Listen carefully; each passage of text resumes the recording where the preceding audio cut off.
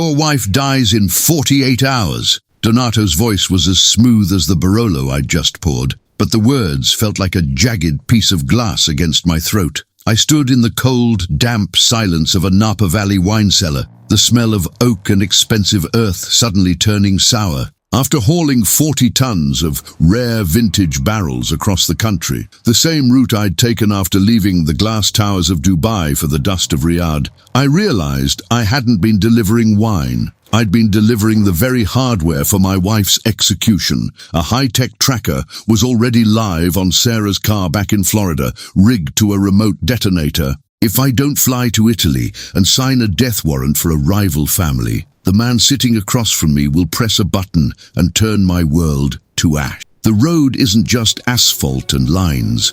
It's the distance between who we are and what we're willing to do to protect the people we love. You're watching Highway Stories Untold. When the world turns a blind eye to the truth, strong souls like you step up, drop your experiences in the comments, and inspire the fight. The transition from the dry, searing heat of Saudi Arabia to the damp, heavy air of a Northern California wine cellar was enough to make a man's skin crawl. I'd barely finished that 200-mile run to Riyadh, the one I started after clearing the air in Dubai, when an old contact from my military days reached out with a simple favor. A private auction, a high-security transport of rare European wine barrels, and a request for someone who knew how to move sensitive cargo without asking questions. I took the job because the road is the only place I feel steady. But the moment I backed the rig into the loading dock of that Napa estate, my gut told me the cargo wasn't just fermented grapes. The cellar was a cathedral of stone and ego, carved deep into the hillside, where the temperature stayed a constant 55 degrees. It smelled of damp earth and expensive cork. I was there as a guest of the CEO, a man named Thorne, who I'd helped back in the desert, invited to stay for the decanting of the very barrels I'd just hauled across the state line. They treated me like a novelty, the trucker with the steady hands, and asked me to pour for the table of elite collectors. I stood there in a clean shirt that felt too tight across my shoulders, my eyes scanning the room out of habit. That's when I saw Donato. He didn't look like a killer. He looked like old money, sitting there with a silver mane of hair and a smile that didn't reach his eyes. He was whispering to an associate while I moved around the table with a bottle of 1945 Barolo. They thought the help was invisible. They were wrong. I've spent 20 years listening to the subtle ticks of a diesel engine. I know how to pick out a dissonant note in a quiet room. "The device is active," Donato murmured in Italian, thinking I was just another uneducated laborer. "The frequency is locked to the Florida plates. If Mercer doesn't cooperate in Tuscany, the signal triggers the ignition charge. 48 hours. The world slowed down. My heart rate didn't spike. It dropped into that low, rhythmic thrum I used to get before a breach. Florida. Sarah. She was supposed to be safe, thousands of miles away from the mess I'd just left in Dubai. I realized then that the barrels I'd hauled, those ultra-rare European imports, had been the perfect Trojan horse. The customs seals were real, but the manifest was a lie. I hadn't been hauling wine. I'd been hauling the hardware for a targeted assassination, and they'd used my own reputation for reliability to bypass the security checks. I stopped pouring.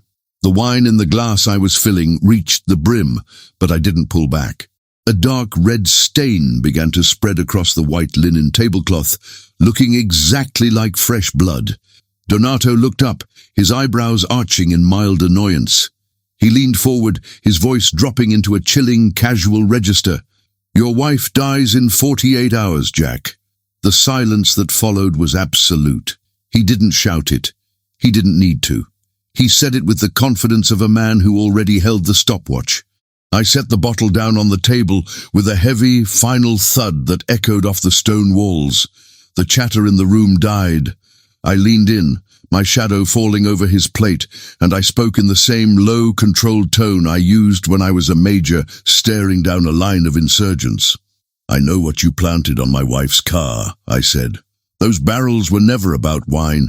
You used my rig to move your gear, and you used my name to clear the gates. You just made the biggest mistake of your life, Donato." The color drained from his face for a split second before the mask of the predator slid back on. He didn't deny it. He leaned back, crossing his legs, and checked his watch. "Then you know the clock is ticking. You have 48 hours to get to Italy. There is a man in Tuscany, a man who has been a thorn in my family's side for too long. You will deliver a signed confession of his crimes and ensure he is removed. Do that and the tracker on your wife's car stays a tracker. Refuse or try to involve the authorities and the signal is sent. She won't even feel the blast." The injustice of it burned in my throat like battery acid. Sarah had nothing to do with this world. She was the one thing I kept clean, the one reason I kept driving through the night to get home. To use her as a lever against me was a declaration of war. "I'm not a hitman," I said. "You're a man who does what's necessary," Donato countered. "I've read your file, Major Mercer. You've killed for less than love. There's a flight waiting for you at SFO. Private, fast. You'll be in Florence by morning. My people will meet you there. Don't think about calling her. We're jamming her house. If she picks up a phone, the car goes up. If you try to warn her, the car goes up." He thought he had me boxed in. He thought a trucker was just a man with a map and a schedule. But a trucker knows that every route has a bypass and every load has a breaking point.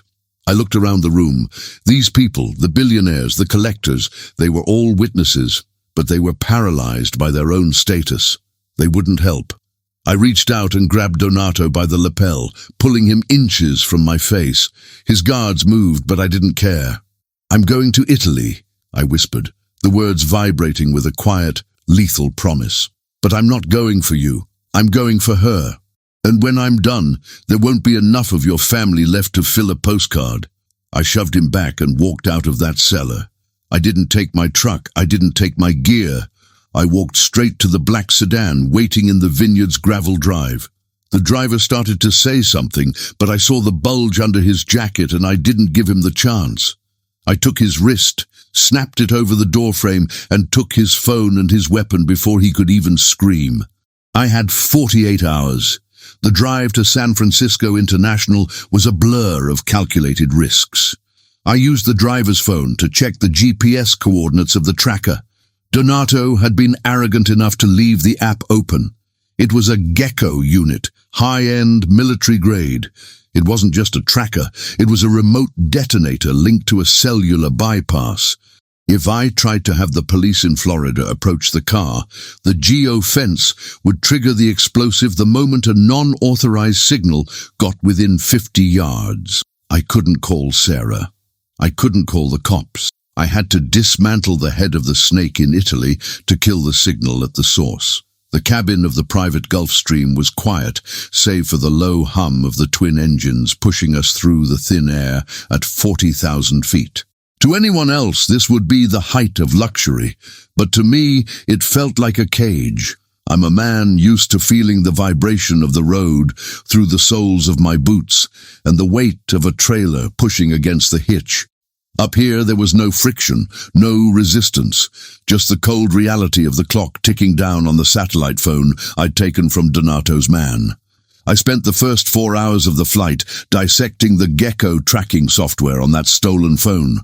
It was a sophisticated piece of work. It wasn't just pinging Sarah's location, it was monitoring the car's telemetry. If the vehicle exceeded 80 miles per hour, if it stopped for more than 10 minutes in a non-residential zone, or if a signal jammer was detected, the secondary fail-safe would trigger the ignition charge. Donato hadn't just put a leash on me, he'd turned my wife's daily commute into a precision-engineered minefield. I leaned back, closing my eyes, and let my mind drift back to the warehouse in Dubai. I remembered the way Miller had looked when I caught him, the arrogance of a man who thought he was the smartest person in the room because he had a title and a keypad. Donato was the same breed, just older and better dressed. They always underestimate the guy in the high-vis vest or the grease-stained cap. They think because we work with our hands, our minds are slow. They don't realize that a long-haul trucker spends 18 hours a day doing nothing but calculating variables, fuel burn, weather patterns, traffic flow, and the subtle intentions of every other driver on the road. We see the whole map while they're staring at a single point. The jet touched down at a private airfield outside of Florence just as the sun was beginning to bleed over the Tuscan hills. The light was beautiful, golden and soft, but it felt like an insult. Two men were waiting on the tarmac next to a charcoal-grey Alfa Romeo. They were young, fit, and wore the kind of tactical casual clothing that screamed private security to anyone who knew what to look for. "Mercer," the taller one said, not offering a hand.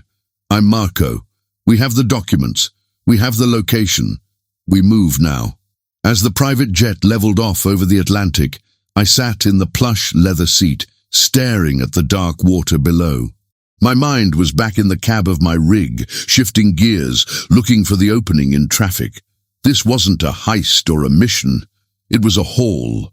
The cargo was my wife's life, and the destination was a reckoning. I could feel the ghost of the desert heat still on me, but my heart was as cold as the alpine peaks I'd be crossing soon. "Show me the documents," I said, my voice rasping from the recycled cabin air. He handed me a leather portfolio.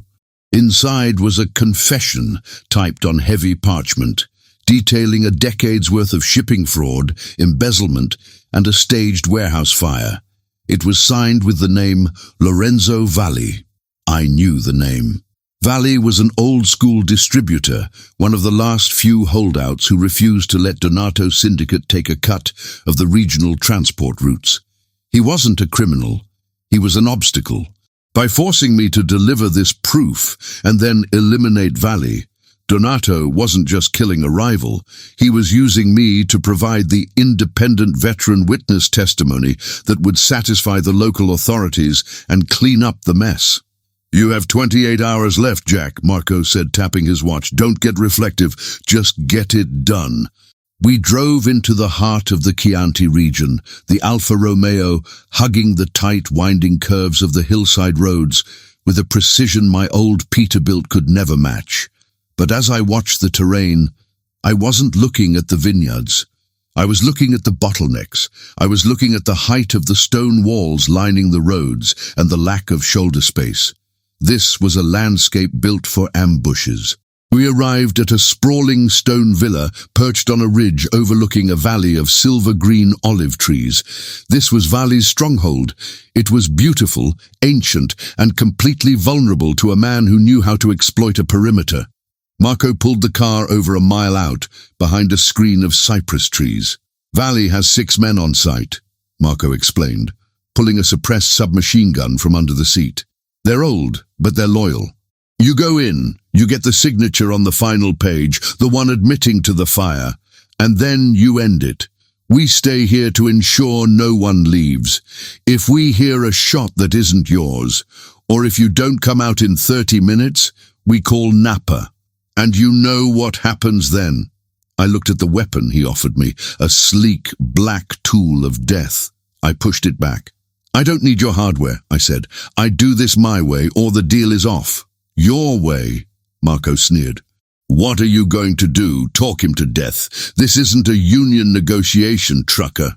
"Just watch the gate," I replied. I stepped out of the car and began the trek toward the villa.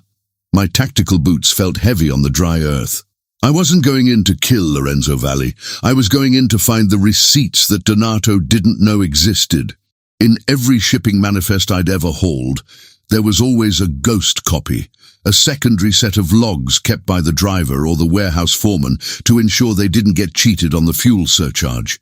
If Donato was using Valli's routes to smuggle hardware, there would be a paper trail, and I knew exactly where an old-school trucker like Valli would hide it. I bypassed the main drive, moving through the rows of grapevines with the silent rhythmic gait I'd learned in the shadows of the Hindu Kush. I reached the back of the villa's garage, a structure that had clearly been converted from an old stable. Through the window, I saw it.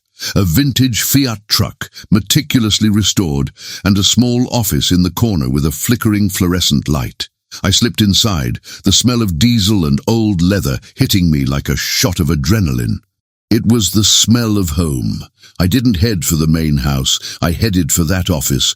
I was betting my wife's life on one simple truth. Men like Donato think they've evolved past the primitive world of paper and ink. But the men who actually move the world still keep a ledger.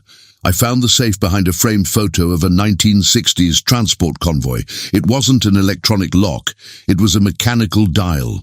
I knelt, pressing my ear to the cold steel, my fingers searching for the subtle click of the tumblers, a skill I'd picked up from a master mechanic in Kentucky who claimed that every lock was just an engine that forgot how to turn. Click, click, thump. The door swung open. Inside weren't just ledgers. There were digital drive backups, photos of the Napa wine barrels being loaded with high-tech components in a port in Genoa, and a series of encrypted communiques between Donato and a contact in Florida. "You are not one of Donato's lapdogs," a voice said from the shadows of the garage. I didn't flinch.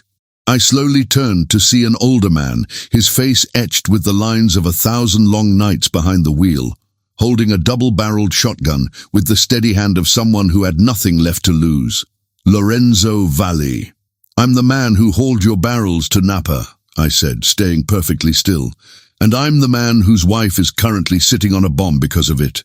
We have about 22 minutes before the men in the Alfa Romeo realize I'm not playing the part they wrote for me." Valli lowered the barrels an inch, his eyes searching mine. "Donato is a cancer.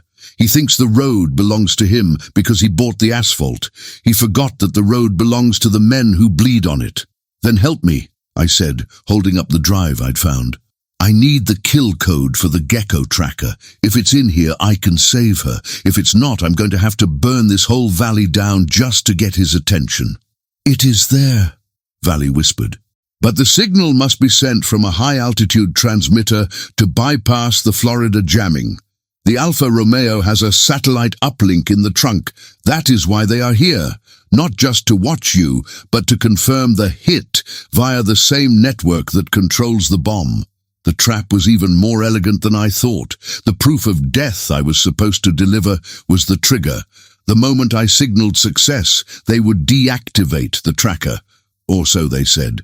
In reality, the deactivation was likely the detonation command itself, a way to erase all the witnesses in one final clean sweep.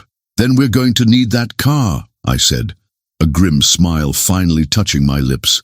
"And I'm going to need to remind those boys that you never ever try to outrun a man who knows how to use 40 tons of momentum as a scalpel." Valli looked at his vintage Fiat, then back at me. "She is old, but she is heavy. And the brakes, they are a suggestion, not a rule." "Sounds like my kind of ride," I said. The air in the garage was thick with the scent of aged oil and cold stone, but my focus was entirely on the data drive in my hand. I had the receipts, the evidence of the smuggling operation and the kill codes for the gecko tracker, but having the truth and being able to broadcast it were two different things. Out on the road, if your rig breaks down in a dead zone, you don't wait for a miracle. You build a solution with whatever steel and wire you have on hand. "The satellite uplink," I said, looking at Valli. "Donato's men have it in the Alpha. I need to get close enough to bridge their connection, but they aren't going to let me sit in the back seat and type." Valli nodded, his weathered face hardening into a mask of grim determination. He walked over to the vintage Fiat 682, a beast of a truck from a different era. It was a massive, rounded cab-over with a silver grille that looked like a snarling mouth. "This old girl has pushed through snow in the Alps and mud in the valley for 40 years. She is not fast, but she is made of iron. If you want to reach that car, you must take the mountain pass. It is the only way to get above their signal." I climbed into the cab. It felt like stepping back in time. No digital displays, no air ride seat, just a massive steering wheel and a gear shifter that felt like a crowbar. I pumped the clutch. It was heavy, requiring every bit of leg strength, and turned the ignition. The engine didn't just start, it erupted. A deep, rhythmic thrum shook the entire garage, a mechanical heartbeat that felt honest and raw. "Go!" Valley shouted over the roar. "I will follow in the small car to pick you up when the work is done. But Mercer, if you miss the turn on the Devil's Elbow, there is nothing but the sky." "I've spent my life navigating narrow margins, Lorenzo," I said, slotting the heavy gear into place. "The sky doesn't scare me. It's the ground I'm worried about." I floored the accelerator, and the Fiat lurched forward, tires screaming against the stone floor as I burst out of the garage and onto the dirt track. I didn't head for the gate where Marco and his partner were waiting. I took the service road, a narrow winding ribbon of gravel that cut upward through the olive groves. In the rearview mirror, I saw the charcoal-grey Alfa Romeo scream into life. They had seen me. They knew I wasn't coming out to surrender. I saw the flash of a muzzle from the passenger window. Marco was losing his patience. A bullet starred the thick vintage glass of my windshield, but the Fiat didn't flinch. I shifted up, the transmission whining as I pushed the old engine to its absolute limit. The chase moved onto the SP13, a high-altitude road that clung to the side of the cliffs. To my right was a wall of solid rock. To my left, a 1,000-foot drop into the valley floor, where the morning mist I grabbed the drive and the ledges, my mind already calculating the intercept. I had less than 24 hours left, and I was about to turn a quiet Tuscan hillside into a high-speed lesson in kinetic energy, still hung like a shroud. The Alpha was faster, much faster. It gained on me with terrifying ease, dodging and weaving as Marco tried to find an angle for a clear shot at my tires. But a car is a scalpel, a truck is a hammer. I waited until we hit the first hairpin turn. I saw the Alpha move to the outside, trying to overtake me before the bend. I didn't brake. I stayed in the center of the road, letting the Fiat's momentum carry us forward. Just as the Alpha pulled level with my rear wheels, I yanked the steering wheel hard to the left, intentionality swinging the heavy tail of the truck. The impact was visceral. The Fiat's steel bumper caught the Alpha's front fender, sending a spray of sparks across the asphalt. The car wobbled, its tires chirping as the driver fought to keep it from spinning off the cliff. I didn't give him time to recover. I slammed the brakes for a split second, letting the weight of the truck settle, then floored it again, effectively pit maneuvering the smaller vehicle against the rock wall. The sound of grinding metal echoed through the canyon. The Alpha was pinned between the Fiat and the mountain. I kept the pressure on, the old truck groaning as it pushed the sleek car along the stone. I could see Marco through the window, his face contorted in rage, trying to bring his weapon to bear. "Not today," I growled. I spotted a small turnout, a scenic overlook barely wide enough for a rig. I steered the Fiat into it, forcing the Alpha to follow or be crushed. The car hit the dirt, spinning out and slamming into a wooden post. I brought the Fiat to a bone-jarring halt, blocking their only exit. I didn't wait for them to get out. I jumped from the cab before the dust had even settled, the stolen phone and the drive in my hand. I reached the Alpha just as the driver was kicking his door open. I didn't use a gun. I used the momentum of my stride to plant a boot in the center of the door, slamming it back onto his legs. He let out a choked scream. Marco scrambled out of the passenger side, his submachine gun raised. I didn't retreat. I moved toward him with the calm, focused aggression of a man who has already accepted the outcome. He fired a burst, the rounds chewing up the dirt at my feet, but he was panicked. He was used to victims who begged. He wasn't used to a man who walked through the fire. I closed the gap in 3 strides. I grabbed the barrel of the gun, twisting it upward as I drove a palm into his chin. The sound of his jaw cracking was lost in the wind. I wrenched the weapon from his hands and tossed it over the cliff. I followed up with a short, sharp hook to his ribs that folded him like a lawn chair. "The uplink," I said, my voice low and dangerous. "Now." I didn't wait for an answer. I smashed the back window of the Alpha and reached for the satellite array mounted on the rear shelf. It was active, a glowing blue light indicating a lock on the Mediterranean relay. I plugged the drive into the interface port. My fingers flew across the screen of the stolen phone, bridging the connection. I was looking at a live feed of the Gecko system. I could see the GPS coordinates of Sarah's car. She was at the grocery store. The geofence was highlighted in red, a circle of death surrounding her. "Come on," I whispered, the sweat stinging my eyes. The software prompted for a primary override. I entered the code I'd found in Valley's safe. Invalid code. The air left my lungs. My heart felt like it was being squeezed by a cold hand. I looked at the drive again. There was a secondary file, hidden in a subdirectory labeled Insurance. I opened it. It was a 256-bit encryption key that required a manual sequence. I looked at Marco, who was slumped against the car, coughing up blood. "The sequence. What is it?" He spat at my boots. "You're too late, trucker. The timer is linked to the Napa server. Even if you kill the signal here, the no-ping failsafe triggers in 10 minutes. You can't stop it." 10 minutes. I looked at the phone. I didn't have time to hack the encryption. I needed to spoof the server into thinking the proof of death had already been delivered.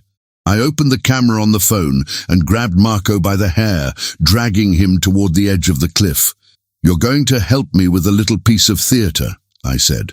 I positioned him so the valley floor was visible behind him. I took a photo, one that made him look limp, defeated, and very much dead. I attached it to a message addressed to Donato's private server, using the confession parchment as a backdrop. "Task complete. Valley is gone. Signal the deactivation." I hit send. The seconds felt like hours. I watched the progress bar on the satellite link. 10%, 40%, 80%, 100%. The phone in my hand buzzed. A message flashed on the screen. "Confirmed. Disabling tracker 09FL. I watched the red circle on the map. It flickered. It turned yellow. Then it vanished. The tension that had been holding my spine together for the last 36 hours snapped. I leaned against the hot metal of the Fiat, my breath coming in ragged gasps. She was safe. The bomb was a dud. But I wasn't finished. Donato still had the detonator. He still had the power to try again, and he still thought he was the one holding the stopwatch. I looked at the unconscious men and the wrecked car. Then I looked at the old Fiat 682. She was leaking oil, her grille was smashed, and one of her headlights was hanging by a wire. But she was still running. "Lorenzo," I said into the radio I'd taken from the car, "I need a flight, not to Florida, to Napa. I have a delivery to make, and I don't want to be late for the final decanting." The flight back across the Atlantic was a different kind of silence. The adrenaline had cooled into a hard, sharp edge. Using Valley's connections and the data I'd pulled from the Alpha's uplink, I'd spent the 12 hours in the air coordinating a silent strike. I wasn't just coming back to Napa to save my wife. I was coming back to dismantle a machine. When we touched down at the private strip in Santa Rosa, the air smelled of oncoming rain and scorched earth. I didn't head for the vineyard's front gates. I had a different point of entry. Lorenzo Valley had made a few calls to old friends in the California Transport Union, men who had been squeezed by Donato's efficiency experts for years. By the time I reached the perimeter of the estate, 3 heavy-duty reefers were already positioned at the main exits, idling loudly, their drivers checking their manifests and effectively blocking any fast escape for Donato's security detail. I slipped through the back orchard, the shadows of the walnut trees providing a corridor of darkness. I wasn't the man who had poured wine 48 hours ago. I was back in the headspace of a mission commander, every sense tuned to the frequency of the threat. I reached the stone cellar entrance just as the sun began to dip behind the hills, casting long, bloody streaks across the valley. Inside, the auction was still in progress. The elite were still sipping their vintages, oblivious to the fact that the man at the head of the table was a ghost walking. I stepped into the light of the cellar, the heavy oak doors groaning on their hinges. Donato saw me first. He was holding a glass of Barolo, his expression one of smug triumph. He checked his watch and smiled. "Jack, you're early. I assume the business in Tuscany was handled with your usual professionalism." I walked toward the table, my boots thudding rhythmically on the stone. The room went quiet. I didn't stop until I was standing directly across from him. I didn't look at the guards moving into position behind me. I looked at the man who had tried to use my wife as a bargaining chip. "The business in Tuscany is finished," I said, my voice echoing in the vaulted space. "But not the way you planned. Marco and his partner are currently being processed by the Carabinieri, and your confession from Valley, it's been replaced by a much more interesting document." I pulled a ruggedized tablet from my jacket, the one synced to the drive I'd taken from the Alpha. I tapped the screen and slid it across the white linen tablecloth. It stopped right next to Donato's glass.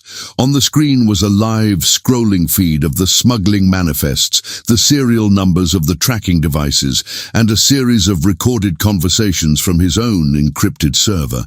But most importantly, it showed the GPS location of every single rare wine barrel I had delivered over the last week, and the federal agents currently seizing them at the ports of Oakland and Long Beach. "You didn't just target my wife, Donato," I said, leaning in. "You targeted the one thing I value more than my own life, my integrity on the road. You used my name to move your filth. That's a debt you can't pay back in cash." The color left Donato's face.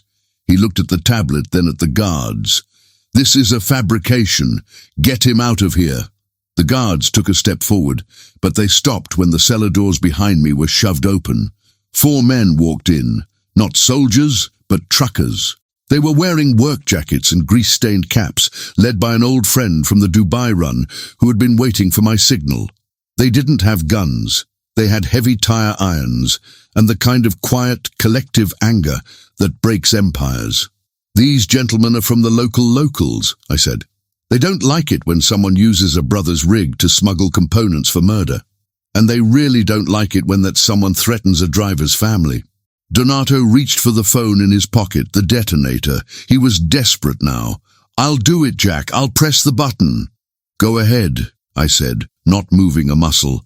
"The signal is dead. I bridged the satellite uplink in Tuscany and fried your server from the inside out. Your finger can press that button until it bleeds, but nothing is going to happen in Florida. My wife is at home, and the only thing she's worried about is why I'm late for dinner." Donato's hand shook. He looked at the button, then at me. He realized then that the stopwatch had run out. "You think you've won?" he hissed. "You're a trucker. I'm a sovereign in this valley. I'll be out of a cell before your rig hits the state line." "Maybe," I said, "but you won't be a sovereign. You'll be a pariah. Every man in this room, every collector who bought your wine, just watched their investments turn into federal evidence. You didn't just lose your leverage, Donato. You lost your audience." I turned to the room, my voice rising. "This man didn't sell you wine. He sold you a front for an assassination network. If you stay in this room, you're an accessory. If you walk out now, you're just a victim of a very expensive lie." The exodus was immediate. The billionaires and CEOs scrambled for the exit, desperate to distance themselves from the stench of the collapsing syndicate. Donato was left sitting alone at the long table, the wine in his glass as dark and bitter as his future. I walked over to him and picked up the bottle of 1945 Barolo. I poured a glass and set it in front of him. 48 hours, I said. "That's how long it's going to take for the feds to finish the paperwork. Make the most of them." IW walked out of that cellar, my brothers in arms flanking me. As I stepped into the cool Napa night, I felt the weight finally lift. The road was calling again. Not for a mission, not for a haul, but for the long, quiet drive home. I walked out of that cellar and didn't look back. The night air was crisp, carrying the scent of damp earth and wood smoke, a far cry from the metallic tang of the desert or the salt of the Atlantic. My phone buzzed in my pocket. A text from Sarah. Just a photo of the porch light she'd left on for me, along with a simple, "Hurry home. The road is too long without you." Standing there in the gravel drive, watching the headlights of the brothers' rigs cut through the Napa mist, I felt the phantom weight of the 48 hours I'd just survived. People think the hardest part of trucking is the distance or the lack of sleep, but it's the quiet moments when you realize how fragile the things you love really are. Donato thought he could use my life as a map, but he forgot that a man who spends his life on the edge of a lane knows exactly how to handle a skid. Justice in this world isn't always about a courtroom or a badge.